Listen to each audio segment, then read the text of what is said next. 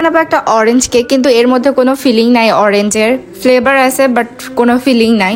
আসলে যে কোনো কেকে ফিলিংটা দেওয়া অনেক বেশি জরুরি, কিন্তু আপু এত হঠাৎ করে অর্ডার করছে, এই সময় আসলে অরেঞ্জ ফিলিং বানানো বা অরেঞ্জ আনানো কোনোটাই পসিবল ছিল না আমার পক্ষে। তো আমি এর মধ্যে আসলে কোনো ফিলিং দেইনি, জাস্ট ইমালশন দিছি যাতে অরেঞ্জের একটা ফ্লেভার আসে। কিছু করার ছিল না, যদি সময় থাকতো সেভাবে আমি অরেঞ্জ ফিলিং করতাম। আর অরেঞ্জ ফিলিং আমি ওইভাবে করে রাখিও না ফ্রিজে যখন অর্ডার আসে, কারণ এই ধরনের অর্ডার খুব কম আসে। অরেঞ্জ মানে ফ্রুটস ফ্লেভারের অর্ডারগুলো খুবই কম আসে, যার জন্য যখন যেটা আসে আমি তখন সাথে সাথে সেটাই বানাই। যেমন বাটারস্কচের আমি ক্যারামেল সসও ওই রকমভাবে করে রাখি না, যখন যেটা আসে আমি তখনই জাস্ট বানাই, তখন যতটুকু লাগবে অতটুকুই বানাই, এর ব্যতীত মানে অতিরিক্ত কোনো কিছুই বানাই না।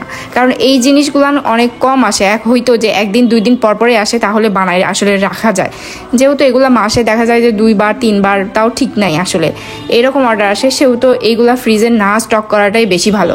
কারণ ফ্রিজে কোনো জিনিসই বেশি দিন আসলে থাকে না, সেটা ডিপেই হোক আর নর্মালেই হোক না কেন, কোনো জিনিসই অতিরিক্ত দিন ভালো থাকে না।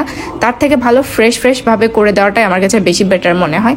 যেহেতু এটার সময় ছিল না, সেহেতু আমি অতটা প্যারা নেইনি। কারণ আপুকে হচ্ছে যে আপু জানেই যে আপু এর আগে অনেকবার নিছে, অবশ্যই খাইছে দেখে আবার অর্ডার করছে যে এই ফ্লেভারের, বাট হয়তো আগের মতো ওই রকম টেস্ট পাইনি।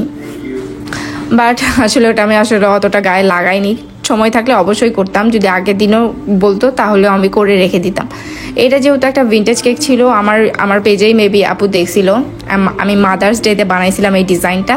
তো আবারও হচ্ছে এটা মেবি ওনার মার জন্য নিচ্ছিল, মায়ের বার্থডের জন্য। তো এইরকম ভিন্টেজ কেকে আসলে অনেক ধরনের ছোট বড় নজেলের দরকার পড়ে, ছোট বড় অনেক ধরনেরই নজেল দরকার পড়ে।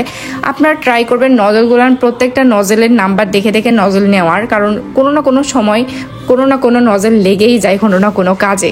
আমি দেখেছি আমার অনেকগুলো নজেল স্টক করা, আমার জাস্ট এক ঝুড়ি নজেলই আমার যখন দরকার লাগে কোনো কিছু, ওইগুলান সব কিছু ওলটপালট হয়ে যায়। কারণ কোনটা কার মধ্যে আছে কিছু খুঁজে পাওয়া যায় না, যেহেতু এইগুলোর আসলে ঠিক নাই। অনেক সময় ছোট, অনেক সময় বড়, অনেক সময় মাঝারি, কোন কোন ধরন দিয়ে যে কাজ করা লাগে তার কোনো হিসাব নাই। 1M এইগুলো নজেল তো অন্যরকম, এইগুলো তো বড় বড় নজেল। আর এইগুলোর সময় আই থিঙ্ক এইগুলান আগে অনেক বেশি চলছে, এখনও চলে, বাট অতটা এখন অত বেশি ট্রেন্ডি না। 1M, তারপর 2D এইগুলো নজেল দিয়ে কাজ হয়, বাট অতটা বেশি হয় না এখন আসলে অনেক নিত্য নতুন অনেক বেশি ডিজাইন কেক হওয়ার কারণে ওইগুলার একটু চাহিদা কমে গেছে। তবুও দেখা যায় যারা নতুন তারা ট্রাই করার জন্য ওই নজেলগুলোই বেশি ইউজ হয়। আর আমাদেরও কাজে যখন দেখা যায় সিম্পল কেকের অর্ডার থাকে, তখন ওই রকম নজেল দিয়ে আসলে কাজ করে দিয়ে শান্তি হয়। তো এই যে এই কেকে দেখেন যে অনেক বেশি ডিটেইলিংয়ের কাজ অনেক বেশি। আর একটু ভুল করে ফেলছিলাম, ডিজাইন করছি এক পাশে, আমি লিখে দিছি অন্য পাশে। তো অন্য পাশের ডিজাইনটা মানে পর্দা হয়ে গেছে, দেখা যাচ্ছে না। তো লেখার সময় আর দেখিনি যে কোন পাশে ঠিক কোন পাশে ভুল, আমি এক পাশে লিখে দিছি, হয়ে গেছে। পরে আমি খেয়াল করে দেখি যে লেখাটা তো অন্য পাশে হয়ে গেছে, আমি ডিজাইন